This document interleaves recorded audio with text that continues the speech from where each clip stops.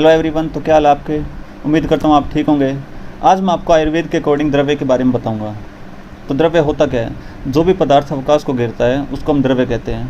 Modern से इसको अगर रिलेट करके कहें तो anything that occupies space is called a matter. और कहें कि जिस पदार्थ में गुण और कर्म समवाय रूप से उपस्थित हो उसको हम द्रव्य कहते हैं। जैसे आपको एक छोटा सा एग्जाम्पल दूँ, वत्सनाभ। तो वत्सनाभ के अंदर उसके अपने गुण और उसके कर्म हैं, जैसे रुक्ष तीक्ष्ण। तो वत्सनाभ एक द्रव्य हो गया है। अब बात करते हैं मौलिक वर्गीकरण का। द्रव्य का वर्गीकरण कई प्रकार से कर रखा है, जैसे कार्य कारण भेद से। इसमें कारण द्रव्य और कार्य द्रव्य होते हैं। कारण द्रव्य कौन से हो गए? पंचमहाभूत, आकाश, वायु, अग्नि, पृथ्वी, जल, काल, दिशा, मन, आत्मा। इनको हम कारण द्रव्य कहते हैं, क्योंकि इनसे ही कार्य द्रव्य की उत्पत्ति होती है। और कार्य द्रव्य किसको कहते हैं? जैसे घड़ा हो गया, कपड़ा हो गया, वो कार्य द्रव्य है जो कि कारण द्रव्य से मिलकर बने हैं। अगली क्लासिफिकेशन है चेतन और अचेतन से। चेतन का मतलब जिसके अंदर कोई भी कॉन्शियसनेस हो, या जिसके अंदर कोई भी हलचल हो। और अचेतन किसको कहेंगे? जिसके अंदर कोई भी कॉन्शियसनेस ना हो, या जिसके अंदर चेतना ना हो। अब चेतन में दो प्रकार के होते हैं, बहिरंतस चेतन और अंतस चेतन। बहिरंतस चेतन जैसे हम हो गए, अगर हमें कोई चोट लगेगी तो हम उसी वक्त रिएक्ट करेंगे, ठीक है। इसका मतलब हमने रिस्पॉन्स और अपनी कॉन्शियसनेस उसी टाइम पे दिखा दी, उसको हम बहिरंतस चेतस कहेंगे, यानी जो अपनी चेतना को व्यक्त कर सके। और अंतस चेतन कौन से हो गए? जैसे प्लांट्स। अगर प्लांट को हम कट मारेंगे तो वो उसी वक्त रिएक्ट नहीं करेगा। हाँ, उसमें हीलिंग होगी, लेकिन वो स्लो प्रोसेस है थोड़ा, ठीक है। तो उसने अपनी चेतना को व्यक्त कम किया या स्लो किया, तो उसको हम अंतस चेतन कहेंगे। अगली बात करते हैं योनि भेद से। योनि भेद से यानी कि उनका ओरिजिन कहाँ से हुआ है उसके अकॉर्डिंग। तो ये तीन प्रकार के हैं, जांगम, औद्भिद और भौम। जांगम में कौन से आ गए? यानी जिनके अंदर मूवमेंट होती है, जैसे एनिमल्स हो गए। इसके भी आगे 4 डिवीजन करें, जरायुज, अंडज, स्वेदज, उद्भिज। अब जरायुज कौन से होते? जिनकी उत्पत्ति गर्भाशय में जरायु से होती है, उनको हम जरायुज कहते हैं। जैसे कुत्ता, बिल्ली, हम इंसान हो गए। फिर आते हैं अंडज, वो जीव जिनका जन्म अंडों से होता है, जैसे पक्षी हो गए, रेप्टाइल्स हो गए। अब बात करते हैं स्वेदज प्राणियों की, जिनकी उत्पत्ति मनुष्य, पशु, इनके स्वेद से या भूवाष्प से होती है, उनको हम स्वेदज कहते हैं। जैसे कीड़े मकोड़े हो गए, कृमि, कीट।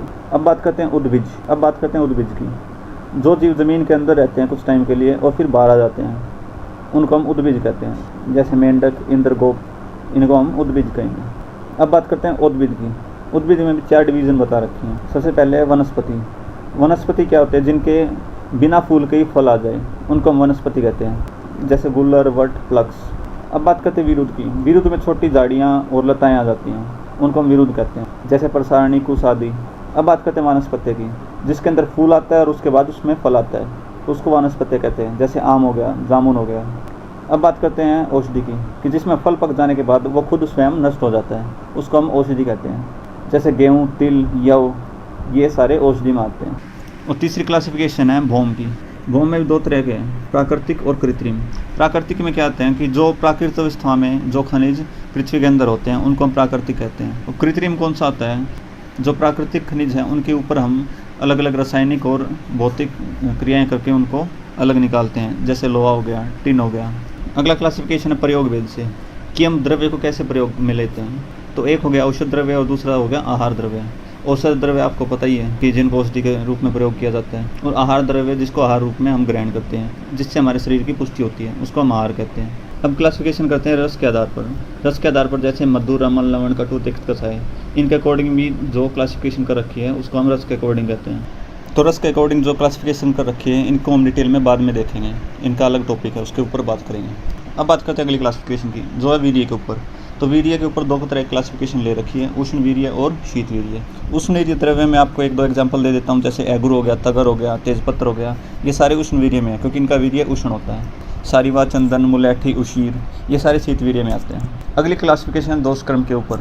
अगली क्लासिफिकेशन है दोष कर्म भेद के ऊपर, यानी वो द्रव्य कौन सा कर्म हमारे ऊपर कर रहा है, जैसे शमन कर रहा है, प्रकोपन कर रहा है, या स्वस्थित है। समन द्रव्य कौन से होते हैं? जो प्रकोपित, वात, पित्त, कफ, इन सब का शमन करें।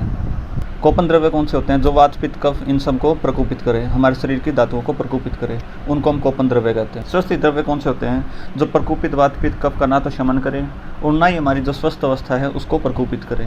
स्वस्थ द्रव्य स्वस्थ व्यक्ति के लिए हितकर होते हैं, जैसे गोधूम हो गया, शाली हो गया, ये सारे स्वस्थ द्रव्य। तो ये थी बेसिक क्लासिफिकेशन। अब बात करते हैं हम रचनात्मक या मॉर्फोलॉजिकल क्लासिफिकेशन की। तो आचार्य चरक ने आहार द्रव्यों के 12 क्लासिफिकेशन की है, वो है ये वाले।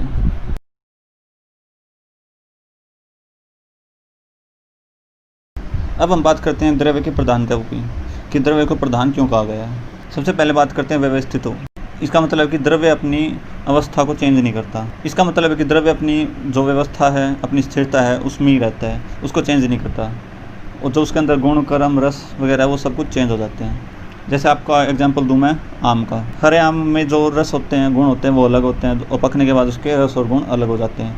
लेकिन जो द्रव्य की व्यवस्था है, आम्र का आम्र ही रहा, ना कि वो कुछ और बन गया। तो उसके अंदर जो रस, गुण, वीर्य थे वो सब कुछ चेंज हो गया, लेकिन द्रव्य चेंज नहीं हुआ। इसलिए व्यवस्थित उसे कह सकते हैं कि द्रव्य प्रधान है। फिर है पंचेंद्रिय ग्रहण, कि जो द्रव्य है उसको हम 5 इंद्रियों से ग्रहण कर सकते हैं। अब मैं आपको कहूँ कि ये पेन है, तो हम इसको देख भी सकते हैं, फील भी कर सकते हैं, सूंघ भी सकते हैं, टच भी कर सकते हैं, सब कुछ कर सकते हैं। तो हम इसको 5 इंद्रियों से ग्रहण कर सकते हैं। तो इसको एक से ज़्यादा इंद्रियों से हमने ग्रहण किया है। अब बात करें रस की, मधुर रस की, तो मधुर रस को हम सिर्फ टेस्ट कर सकते हैं, ना कि उसको सूंघ सकते हैं या फिर सुन सकते हैं या फिर देख सकते हैं। तो द्रव्य को हम 5 इंद्रियों से ग्रहण कर सकते हैं, इसलिए उसको प्रधान कहा गया है। अब बात करते हैं आरंभ सामर्थ्य की। इसका मतलब क्या है कि हम कोई भी चिकित्सा करते हैं तो हम द्रव्य का प्रयोग करते हैं, ना कि रस आदि का। मुझे विदारी गंध आदि चाहिए तो हमने विदारी गंध कहा, ना कि हमने कोई रस कहा कि मधुर रस दो या फिर अमल रस दो या फिर तिक्त रस दो। तो हमने एक द्रव्य का नाम लेके उसको बुलाया है कि विदारी गंध आदि। तो कोई भी चिकित्सा प्रारंभ करने से पहले हम उसका द्रव्य से ही बुलाएंगे उस चीज़ को। अब बात करते हैं एक देश साध्यत्व की, कि द्रव्यों के एक देश से भी चिकित्सा की जा सकती है। लेकिन जो रसादीय गुण है उनके एक देश से काम नहीं चलता, क्योंकि उनका विभाजन होता ही नहीं, उनके अवयव होते ही नहीं। जैसे सुनई के दूध से अलग अलग रोगों की चिकित्सा की जा सकती है, वैसे ही हम द्रव्यों के अलग अलग अवयव से चिकित्सा कर सकते हैं, इसलिए द्रव्य को प्रदान कहा गया है। अब बात करते हैं प्रतिघात सामर्थ्य की। प्रतिघात सामर्थ्य का मतलब क्या है कि कोई भी जो द्रव्य है वो अपना स्थान ग्रहण करता है। जैसे अब मैं बात करूँ, यहाँ पे पेन है, अब मैं कहूँ यहाँ पे एक और पेन लगा दूँ तो वो नहीं लगा सकते। उससे पहले हमें इस पेन को हटाना पड़ेगा। जब यहाँ पे एक स्पेस खाली हो गया तो हम दूसरा पेन यहाँ पे लगा सकते हैं। तो इसका मतलब क्या है कि कोई भी द्रव्य है उसने अपना स्थान ग्रहण किया है। तो इसी के साथ हमारा द्रव्य टॉपिक कंप्लीट होता है। क्या हुआ? सब्सक्राइब नहीं किया? क्या कर रहे हो? चैनल सब्सक्राइब नहीं किया? चैनल को सब्सक्राइब करो और घंटा ज़रूर दबाओ। अगर वीडियो पसंद आई तो लाइक करो। तो मिलते हैं अब अगले वीडियो में, तब तक के लिए टाटा सायोनारा।